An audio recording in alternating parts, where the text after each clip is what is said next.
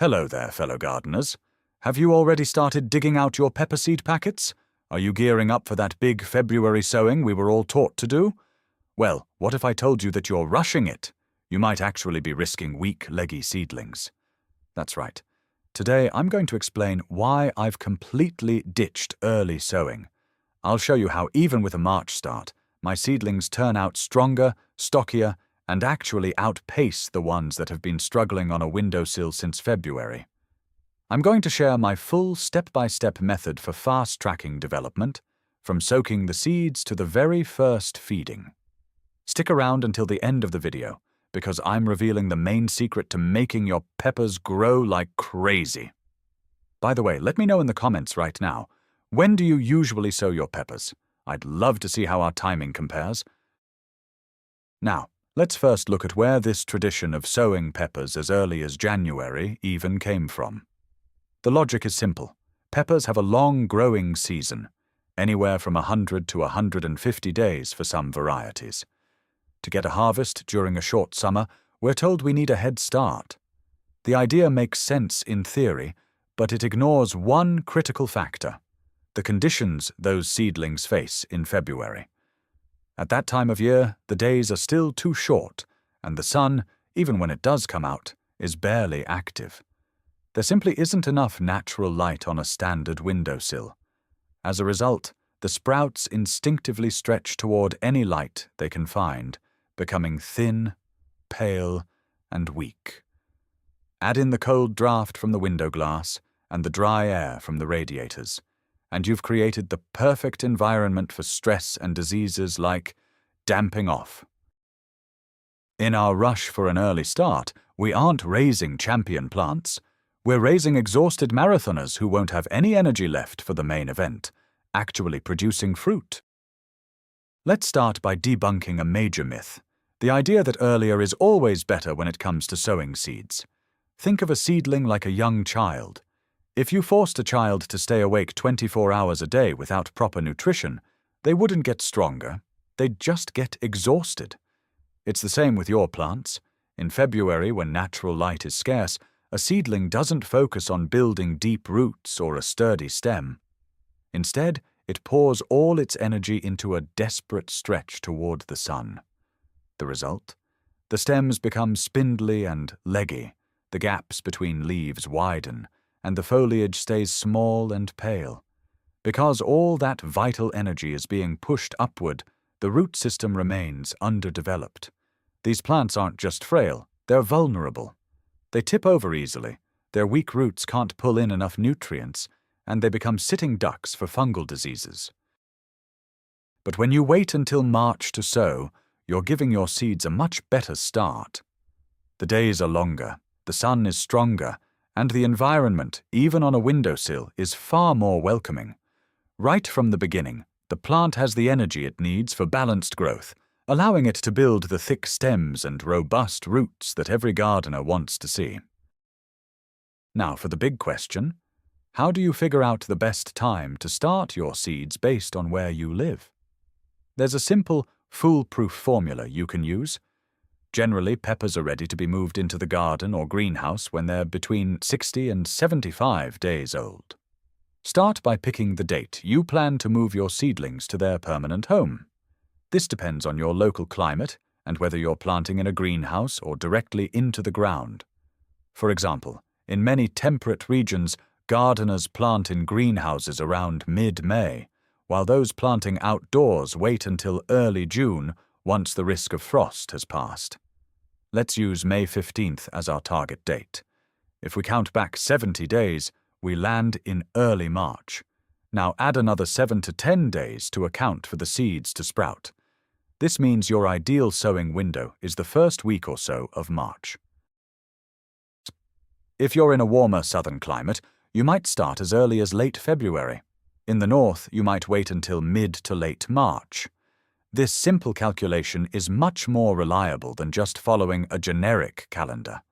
It ensures your plants are perfectly ready right when you need them, so they don't end up overgrown and struggling on your windowsill.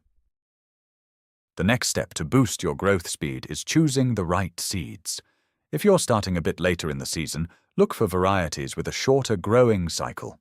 Stick to early or mid-season hybrids and varieties. You can always find this information right on the seed packet. These peppers will have plenty of time to mature and produce a great harvest, even with a later start. Of course, if you have your heart set on a late-season exotic variety, you'll likely need to start earlier and be ready to provide perfect conditions, including high-intensity grow lights. Seed freshness is also key. While pepper seeds can stay viable for 3 to 4 years, the germination rate drops with each passing year. Using fresh seeds ensures faster, more uniform sprouting, so always check the expiration date before you buy. One final tip: don't get carried away with too many different varieties. It's much better to pick 3 to 5 reliable, proven varieties that thrive in your specific climate and give them your full attention. You'll get much better results focusing on a few than by spreading yourself thin over dozens of different packets. Before you start planting, proper seed preparation is key. It's more than just a routine. It's a vital step to weed out the weak and give your garden a head start. Let's begin with a classic yet highly effective method: salt water calibration. First, dissolve 1 teaspoon of table salt in a glass of water and add your seeds. Give it a good stir and let it sit for about 5 to 7 minutes. Any seeds that are hollow or damaged will float to the surface. You can go ahead and toss those, as they won't produce a harvest. The seeds that sink to the bottom, however, are your heavy hitters. They are dense, healthy, and packed with the nutrients needed to grow into strong seedlings. After this process, make sure to rinse the healthy seeds thoroughly in fresh water to remove any salt. A fine strainer or a piece of cheesecloth works perfectly for this.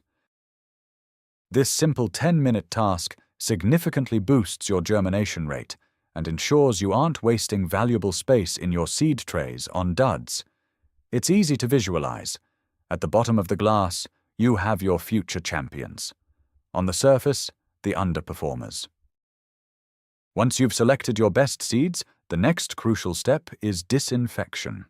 Seed surfaces can harbor fungal spores and bacteria, pathogens that can wipe out your sprouts at the very earliest stage. By skipping this step, you're risking common issues like root rot or the dreaded damping off. There are several simple and reliable ways to treat your seeds. The classic method is a quick soak in a 1% potassium permanganate solution. The liquid should be a deep pink color. Let the seeds soak for 20 to 30 minutes, then give them a thorough rinse with clean water. Another excellent option is 3% hydrogen peroxide. Soak the seeds in the undiluted solution for 7 to 10 minutes. Not only does peroxide disinfect, but it also softens the seed coat, which helps them germinate much faster. You can also use modern biological treatments, such as phytosporin M. Simply dilute it according to the package instructions and soak your seeds. This doesn't just kill off pathogens, it populates the seeds with beneficial microbes that will continue to protect the plant as it grows. Think of this step as your insurance policy for healthy seedlings and a successful harvest. Now let's move on to the most exciting part: stimulation. This step essentially wakes up the seeds and kickstarts the growth process, which significantly speeds up germination.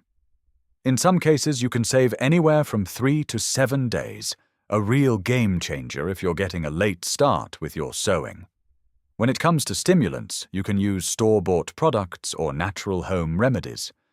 For commercial options, products like Epinextra or Zircon work wonders.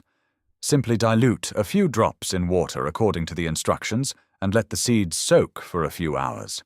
These are powerful adaptogens that boost germination energy and help your future plants stay resilient against stress. If you prefer a natural approach, nothing beats aloe vera juice. Take a leaf from a plant that's at least 3 years old, keep it in the fridge for a few days, then squeeze out the juice and dilute it 1-to-1 with water. Soak your seeds in this solution for 6 to 8 hours. Aloe juice is an incredibly potent natural biostimulant. Here's a key tip. After any of these treatments, do not rinse the seeds. Sow them immediately or move them straight to the next stage of germination. This little trick is like hitting the turbo button for your future peppers. The foundation of any healthy seedling is the soil, and peppers are particularly picky about it. The perfect mix needs to be light, airy, nutrient-rich, and have a neutral pH. While store-bought potting soil is convenient, it's not always reliable. Many of these mixes are mostly peat, which dries out quickly and can be too acidic for peppers. That's why I always enhance store-bought soil or mix my own from scratch. Here is my time-tested recipe. Start with 2 parts high-quality neutral peat or cocoa coir. Add 1 part mature compost or worm castings, 1 part garden soil, if you're sure of its quality, and 1 part aerator. Perlite, vermiculite, or even coarse river sand work perfectly as aerators. They keep the soil fluffy, prevent it from compacting, and help retain moisture, slowly releasing it back to the roots. Finally, for every bucket of this mix, I add 1 cup of wood ash. It's a great source of potassium, phosphorus, and trace minerals, and it acts as a natural deacidifier. This blend provides your seedlings with everything they need to thrive right from the start. Even if you've mixed the perfect soil, it can still harbor pathogens, pests, or weed seeds, especially if you're using soil from your own garden. That's why it's essential to disinfect your mix before sowing. There are a few ways to go about this. The most traditional method is heat treatment, such as baking or steaming. You can spread the soil on a baking sheet in a thin layer and bake it at 200 degrees for about 30 minutes. However, the downside is that high heat kills everything, including the beneficial microbes your plants need. A gentler, more modern alternative is using biofungicides. A few days before planting, treat your soil with a biological solution like phytosporin or trichodermin. These products use beneficial fungi and bacteria to naturally crowd out harmful pathogens. Instead of just sterilizing the soil, they actually enrich it, creating a thriving environment for root development. I find this method much more effective because it focuses on soil health rather than just sanitation, which gives your seedlings a much stronger start. Choosing the right seed starting containers isn't just a minor detail, it's a crucial part of growing healthy peppers. Peppers are notoriously sensitive to transplanting. Their roots are incredibly delicate and take a long time to recover from any damage. Every time you disturb them, the plant goes into shock, which can stall its growth for a week or even 2. Since our goal is to speed up development, the best approach is to avoid traditional transplanting or use a very gentle potting up method. Individual containers are your best bet. Large cell trays, plastic pots, or peat cups, ideally at least 200 milliliters, work perfectly. This allows you to move the plant into a larger container along with its entire root ball, leaving the roots completely undisturbed. If you still prefer sowing in a shared tray, make sure to space the seeds out and transplant them as early as possible, specifically at the cotyledon stage, when the root system is still small and less likely to be damaged. No, for me, the choice is clear. Individual pots are the way to go for every single pepper. Now that we're all set, it's time to move on to the actual sowing. There are a few little tricks to getting this right. For peppers, the planting depth is key. You're looking for about 1/2 inch or 1 to 1.5 centimeters. If you plant them too shallow, the sprout might struggle to shed its seed coat. Too deep, and it will have a hard time breaking through the surface, leading to weak and uneven growth. First, fill your starter cups with soil, press it down lightly, and give it a good watering so the soil settles.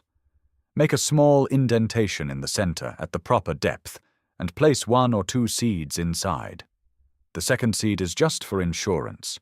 You can always gently remove the weaker sprout later. Next, cover the seeds with a layer of dry soil and pat it down gently. I don't water the surface again at this stage. This prevents a soil crust from forming, which can block out much-needed air. The moisture already in the ground is plenty for germination. This technique ensures optimal seed-to-soil contact, and creates the perfect conditions for the seeds to wake up. Being precise at this stage is the secret to getting strong, uniform seedlings. To help your treated seeds sprout as quickly as possible, you'll need to create a mini greenhouse effect. Once sown, cover your containers with a clear lid, plastic wrap, or even a simple plastic bag. This locks in moisture and keeps the humidity high, creating the perfect environment for the seeds to swell and germinate. Essentially, you're mimicking the tropical climate where peppers naturally thrive. Place your mini greenhouses in the warmest spot in your home. It's important to remember that until they sprout, seeds don't actually need light, but they absolutely crave warmth. Also, be sure to vent the containers for a few minutes every day. This allows fresh air to circulate and prevents mold from forming on the soil surface. The moment you see those first little green loops pushing through the soil, remove the cover immediately. If left in that humid heat for too long, the seedlings will stretch out, become weak, and are much more likely to fail. Temperature control is perhaps the most powerful tool you have for managing seedling growth. At every stage of development, peppers require a specific temperature to thrive.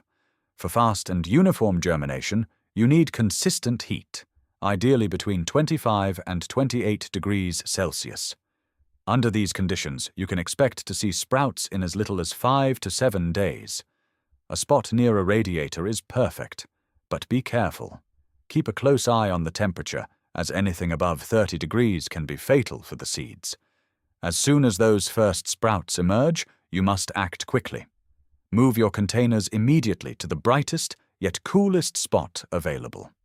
You'll need to drop the temperature to between 16 and 18 degrees for the next 5 to 7 days. This technique intentionally slows down the growth of the stems and leaves, forcing the plant to direct all its energy into building a strong root system. This is how you get roots that spread deep and wide. If you leave the sprouts in the heat, they will stretch out and become leggy almost instantly. After this initial adaptation period, aim for a daytime temperature of 22 to 24 degrees, dropping to around 18 at night. These natural fluctuations mimic the outdoors, hardening your seedlings and preparing them for the world outside. Light is the lifeblood of healthy seedlings. While it's easy to provide plenty of warmth and moisture, natural light is still in short supply during the month of March. To grow thick, sturdy pepper plants, you need a light cycle of 12 to 14 hours a day. A standard windowsill, even one facing south, simply cannot provide the intensity or duration required. That's why using grow lights is essential. It's the one thing you shouldn't skimp on if you want high-quality results. There are many options available, from fluorescent to standard LEDs, but full-spectrum lights are the best choice because they closely mimic natural sunlight. Position your lamps directly above the plants, about 15 to 20 centimeters away, and be sure to raise them as the seedlings grow taller. You should turn the lights on a few hours before sunrise and keep them running into the evening to hit that 14-hour goal. Also, make sure to rotate your pots regularly so the plants grow straight and don't lean to one side. Proper lighting is 90% of the battle when it comes to preventing leggy plants and ensuring your gardening success. Watering is one of those tasks where it's surprisingly easy to go wrong. The golden rule here is simple. It's always better to slightly underwater than to overwater. Pepper roots need oxygen just as much as they need moisture. In soggy soil, they essentially suffocate and begin to decay. This is a surefire way to trigger root rot or damping off. Only water your seedlings when the top half-inch of soil feels dry to the touch. You can easily check this with your finger. Always use water that has been sitting out and is slightly warm, ideally a few degrees above room temperature. Cold water is a major shock to the root system. When you water, do so gently at the base of the plant, making sure to keep the leaves and stems dry. A small watering can with a narrow spout or even a bulb syringe works perfectly for this. Once the water has soaked in, it's a good idea to gently loosen the surface of the soil with something like a toothpick. This breaks up the crust and ensures the roots can breathe. Remember, A thorough, deep watering every now and then is far better for your plants than frequent, light surface sprays. To grow hardy, resilient plants rather than fragile greenhouse ones, you need to introduce mild stress from the very beginning. One of the best ways to do this is through temperature conditioning. While it's crucial to lower the temperature right after germination, continued exposure to slight fluctuations is just as beneficial. Once your seedlings have matured a bit, you can start brief airings. Simply open a window for a few minutes a day in the room where they're kept. Just be careful to avoid harsh drafts, as they can be fatal to young plants. Start with 5 to 10 minutes and gradually increase the duration over time. This process mimics natural day-to-night temperature cycles, resulting in sturdier, more compact stems and thicker leaves. By teaching your plants to adapt early on, they'll handle the eventual transition to a greenhouse or open soil much more easily. It's a simple, yet highly effective way to build up your seedlings' natural immunity. Sooner or later, there comes a point when your seedlings start outgrowing their original containers. This means it's time to pot them up. As we mentioned before, peppers are quite sensitive to root disturbance, so our goal is to make this transition as stress-free as possible. You'll know it's time for a move when you see 2 or 3 true leaves, and the roots have completely filled the container. This is especially easy to spot if you're using clear cups. Your new pot should be about twice the size of the old one. For example, moving from a 7-ounce cup to a 16-ounce one is a perfect step up. A few hours before you start, give your seedlings a thorough watering. This ensures the root ball slides out easily. Gently flip the cup over, and the plant, along with the soil, should slide right into your hand. Place it into the new, larger pot that already has a layer of fresh soil at the bottom. Fill in the gaps around the sides with more soil, pressing down lightly to firm it up. Once finished, give the plant another quick watering and keep it in indirect light for a couple of days to help it settle in and adapt. Once your seedlings have settled in after transplanting and grown 4 or 5 true leaves, it's time for their very first feeding. At this early stage, peppers specifically need phosphorus to develop a strong root system and nitrogen to build up healthy green foliage. However, the nutrients must be easy to absorb and the concentration kept low to avoid burning those tender young roots. For the first feeding, a balanced complex fertilizer specifically labeled for seedlings is your best bet. These formulas are already tailored with all the essential elements. Follow the instructions carefully, and for the first application, you might even want to cut the recommended dose in half just to see how the plants react. Always make sure the soil is damp before you fertilize. Water your seedlings with plain water first, then wait an hour or 2 before applying the nutrient solution. This simple step protects the roots from chemical burns. If you prefer organic options, a highly diluted liquid worm casting solution, or biohumus, works beautifully. Think of this first feeding like a baby's first solid food. It needs to be nourishing, but incredibly gentle. After that first feeding, your seedlings will really start to take off. Moving forward, aim to feed them every 10 to 14 days. At this stage, you can continue using the same balanced fertilizers, but it's time to switch to the full dosage recommended on the label. To give your plants a truly diverse menu, it's important to alternate between mineral and organic feedings. For instance, you might use a standard mineral fertilizer one time, and then 10 days later, switch to a liquid humus extract or a natural green fertilizer. As your seedlings grow, their nutritional needs will shift. As you get closer to transplanting them into the garden, you'll want to prioritize potassium. Potassium is essential for bud formation, flowering, and fruiting. It also boosts the plant's immunity against diseases and helps them handle sudden temperature swings. For that final feeding before they go into the ground, choose a high-potassium fertilizer, such as monopotassium phosphate or a wood ash infusion. A well-planned feeding schedule is the best way to ensure your seedlings are strong, healthy, and ready to deliver a bountiful harvest. Now, let me share a little secret I use to give my seedlings an extra boost and speed up their growth. It's a budget-friendly find you can get at almost any pharmacy: succinic acid. It isn't a fertilizer in the traditional sense. Instead, it's a powerful biostimulant and adaptogen. Succinic acid improves metabolism within the plant cells, helping the roots absorb nutrients from the soil much more efficiently. It also builds up resilience to stress, like low light or sudden temperature swings. Simply put, it gives your plants a major energy boost. I prefer to use it as a foliar spray. Just dissolve one 100 mg tablet in a liter of warm water. Give your seedlings a thorough misting in the morning or late evening. You can repeat this process once every 2 to 3 weeks. After this treatment, you'll notice the plants getting much sturdier and the leaves turning a rich, vibrant green. It's especially helpful for seedlings recovering from stress, like after transplanting or if they've accidentally dried out.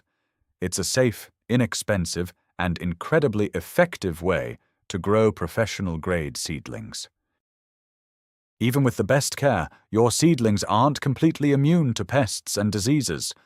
That's why prevention is always the best medicine. Get into the habit of checking your plants regularly.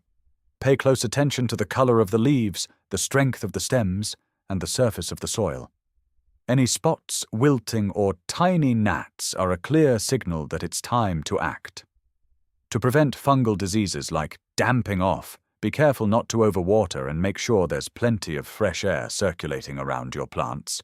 You can also occasionally treat the soil with biological fungicides. If fungus gnats appear, which often happens when the soil stays too wet, try cutting back on watering and covering the soil surface with a thin layer of dry sand or diatomaceous earth. If you notice aphids or spider mites, which can easily hitch a ride indoors on fresh flowers or through an open window, don't rush to use harsh chemicals. If caught early, these can be managed with insecticidal soap or a simple garlic infusion. The secret to prevention is simple: cleanliness, moderate watering, good airflow, and a watchful eye. A healthy, vigorous plant is naturally much better at fending off trouble on its own. So, as you've seen, it's not just about sowing your peppers as early as possible. The real secret to strong, healthy seedlings lies in creating the perfect environment at every single stage, from selecting the best seeds all the way to hardening off. By sowing a bit later at the optimal time and providing focused care with proper lighting, stimulants, and balanced feeding, you'll get results that far outshine plants left to struggle through a long winter slump on a dark windowsill. Your seedlings won't be weak or leggy. They'll be stocky, dark green, and have massive root systems, ready for a powerful start in the greenhouse or open ground to bring you a massive harvest. Thank you so much for watching until the very end. If you found these tips helpful, please give this video a thumbs up and subscribe to the channel so you don't miss any more gardening secrets. And be sure to hit that bell icon so you're the first to know when a new video drops. Now, I have a question for you. Which of these techniques are you going to try first this year? Or maybe you have your own secret for boosting pepper growth? Share your experience in the comments below. Let's help each other grow our best gardens yet.